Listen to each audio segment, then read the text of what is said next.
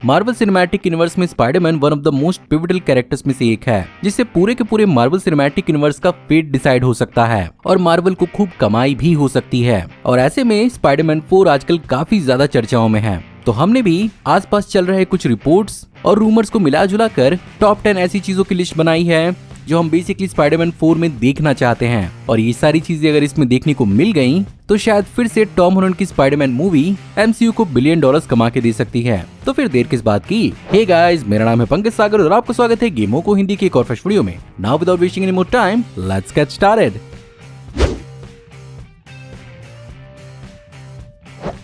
Marvel की Spiderman movies को home से एसोसिएट किया गया था, जैसे कि home coming, far from home और नो वे होम। बट जैसा कि स्पाइडरमैन नो वे होम के बाद टॉम हॉलैंड के पीटर पार्कर की लाइफ में होम जैसा कुछ बचा ही नहीं है, जिसके कारण इंटरनेट पर ऐसे बहुत सारे रिपोर्ट्स निकल कर आ रहे हैं जहां पर माना जा रहा है कि इस मूवी को actually Spiderman brand new day बुलाया जाएगा, जो एक्चुअली कॉमिक बुक के हिसाब से काफी ज्यादा एक्यूरेट होगा, क्योंकि Spiderman no way home actually Spiderman one more day comic से काफी ज्यादा इंस्पायर की गई थी। और इसी कहानी के बाद हमें स्पाइडरमैन ब्रांड न्यू डे देखने को मिला था, जहां पर स्पाइडरमैन एक्चुअली अपनी कहानी की फिर से शुरुआत करता है और एक सोलो विजिलेंटी के रूप में खुद को साबित करता है।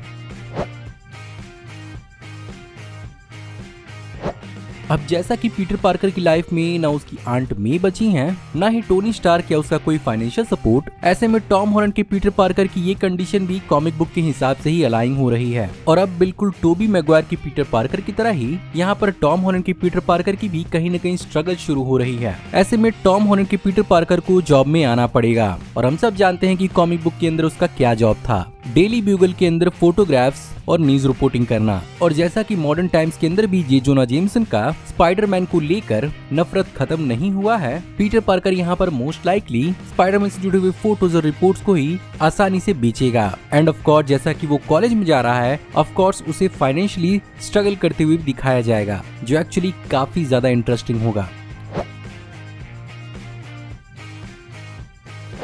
लेकिन हम सब जानते हैं कि मार्वल सिनेमैटिक यूनिवर्स के अंदर अभी भी पीटर पार्कर के फ्रेंड्स जैसे कि नेड लीड्स और MJ अब भी मार्वल सिनेमैटिक यूनिवर्स में एग्जिस्ट करते हैं। और कई सारे रिपोर्ट्स इस बात को इंडिकेट कर रहे हैं कि ये दोनों ही कैरेक्टर्स आने वाली स्पाइडरमैन 4 मूवी के अंदर हमें जरूर दिखेंगे। ऐसे में इनका दिखना और इनसे पीटर पार्कर का कोई लेना देना ना होना कोई सेंस नहीं बनाएगा। ऐसे में पीटर पार्कर का इनके साथ एक नया डायनेमिक और फ्रेंडशिप क्रिएट करना इस मूवी के अंदर देखना काफी ज्यादा इंटरेस्टिंग होगा। साथ ही साथ पीटर पार्कर क्या दोबारा MJ को अपने दिल की बात बताएगा, या क्या पता इस बार हमें स्पाइडरमैन 4 के अंदर ग्वेन स्टेसी का कैमियो देखने को मिल जाए और टॉम हॉलैंड के पीटर पार्कर की कहानी उसके साथ आगे बढ़ने लगे।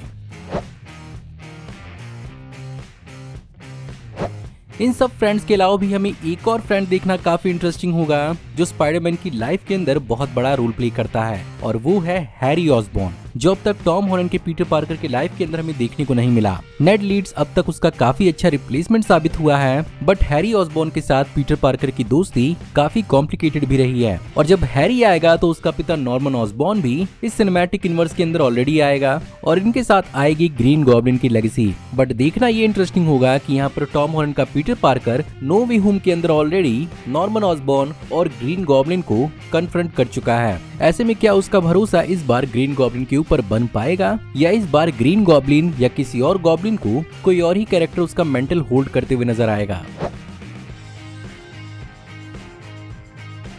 अब मैं बाकियों का तो नहीं जानता, पर मुझे लगता है कि स्पाइडरमैन 4 के अंदर हमें एक विलन तो कंफर्म देखने को मिलेगा, और वो होगा विंसेंट डिनोफ्रियो का किंगपिन, क्योंकि ये बात कंफर्म कर दी गई है कि आने वाली MCU में डेयरडेविल सीरीज यानी डेयरडेविल बॉर्न अगेन के अंदर किंगपिन हमें न्यूयॉर्क में एक मेयर के रूप में देखने को मिलेगा। और जैसा कि यहाँ पर पीटर पार्कर शुरुआत से ही एक इंटरनेशनल एवेंजर बन चुका है और न्यूयॉर्क में उसकी कोई खास इन्वॉल्वमेंट नहीं रही है, इस मूवी के साथ वो एक ग्राउंड लेवल सुपर हीरो खुद को साबित करेगा। एंड मोस्ट डेफिनेटली वो विल्सन फिस्क के एम्पायर के लिए एक हर्डल साबित होगा, और वो उसकी दोहरी आइडेंटिटी यानी किंगपिन को कन्फ्रंट करेगा। ऐसे में जैसा कि हर स्पाइडरमैन मूवी के अंदर टॉम हॉलैंड के स्पाइडरमैन को एक काइंड ऑफ गार्डियन की जरूरत पड़ी है, इस मूवी के अंदर मैट मर्डॉक का डेयरडेविल उसका साथ दे सकता है और उसे स्ट्रीट लेवल विजिलेंटी बनने में काफी ज्यादा हेल्प और गाइड कर सकता है, क्योंकि यहाँ पर डेयरडेविल को सुपर हीरो बनने का एक्सपीरियंस टॉम हॉलैंड के पीटर पार्कर से और भी पहले से है, और वो भी खुद के दम पर।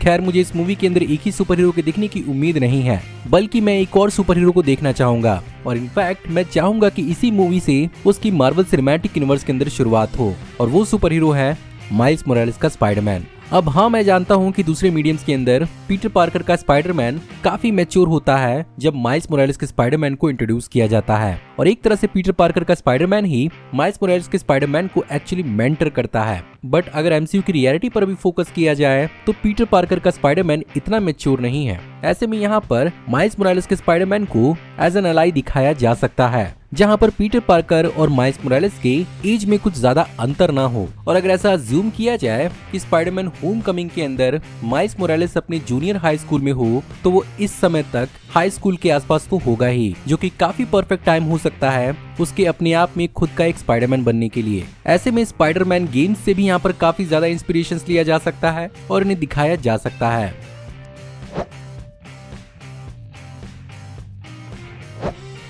खैर अगर बात पीटर पार्कर के मेंटर बनने की हो रही है तो हो सकता है कि उसकी एक्सपीरियंसेस एक जगह जरूर काम आए और वो है एवेंजर बनने की। और जैसा कि हम सब जानते हैं कि यंग एवेंजर्स की टीम मार्वल सिनेमैटिक यूनिवर्स के अंदर पूरी की पूरी रेडी है और बस उन्हें असेंबल करना बाकी है। यहाँ पर टॉम हॉलैंड का स्पाइडरमैन एक्चुअली इन्हें असेंबल करने की एक कड़ी बन सकता है और अपने एक्सपीरियंसेस से उन्हें काफी अच्छी खासी ट्रेनिंग दे सकता है। और क्या पता सीक्रेट वॉर्स के लिए एक ऑल न्यू यंग एवेंजर्स की टीम एक्चुअली यहीं पर रेडी हो जाए, जो बहुत ज्यादा काम आने वाली है।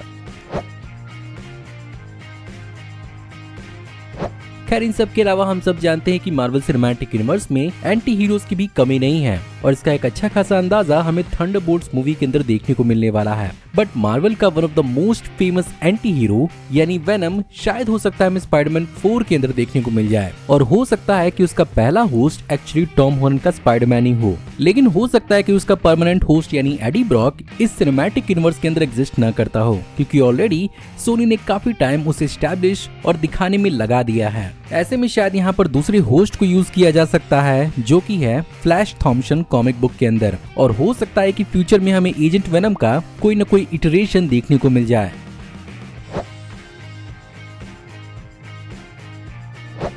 रिपोर्ट्स के हिसाब से अगर सब कुछ सही रहा तो हमें स्पाइडरमैन 4 के अंदर एक बहुत ही मेजर कैमियो देखने को मिल सकता है और बेसिकली वो कैमियो होगा रॉबर्ट डाउनी जूनियर के डॉक्टर डूम का। ये सेंस किस तरह से बनाएगा इसके बारे में हम आने वाले पॉइंट में बात करने वाले हैं। बट फिलहाल ये इमेजिन करिए कि जिस रॉबर्ट डाउनी जूनियर के टोनी स्टार्क को यहाँ पर टॉम हॉलैंड का स्पाइडरमैन अपना मेंटर मानता है, उसी के खिलाफ होने का पीटर पार्कर यहाँ पर हिम्मत कैसे लेकर आएगा और आखिर मूवी के अंदर उसे कब पता चलेगा कि ये उसका प्यारा टोनी स्टार्क नहीं बल्कि डॉक्टर डूम है।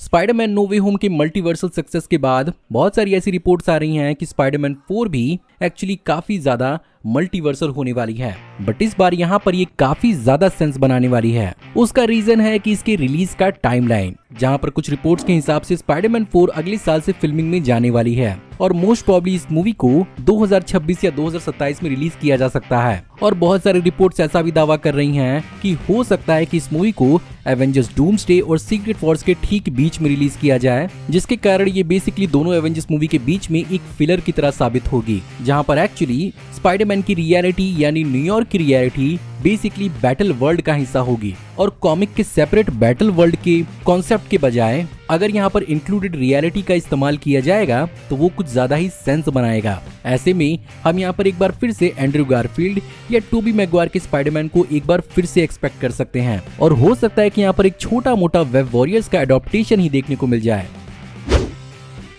सो गाइज ये थी आज की वीडियो। मैं उम्मीद करता हूँ आपको आज की वीडियो पसंद जरूर आई होगी और अगर आपको आज की वीडियो पसंद आई हो तो प्लीज वीडियो को लाइक जरूर करिएगा। कमेंट्स में आप बताइए कि और आप क्या क्या देखना चाहेंगे स्पाइडरमैन 4 के अंदर। इसके अलावा अगर आप हमारे इस चैनल पर नए हैं और आप हमारी आने वाली ऐसी ही वीडियोस को देखते रहना चाहते हैं तो प्लीज चैनल को सब्सक्राइब कर लीजिए, क्योंकि हम ऐसी ऑसम वीडियोस चैनल पर लाते रहते हैं। मैं जल्द ही आपको एक नई वीडियो में देखने को मिलूंगा, तब तक आप हमारी इन वीडियोस को एंजॉय कर सकते हैं। Thank you for watching, see you in the next video, till then take care, good bye.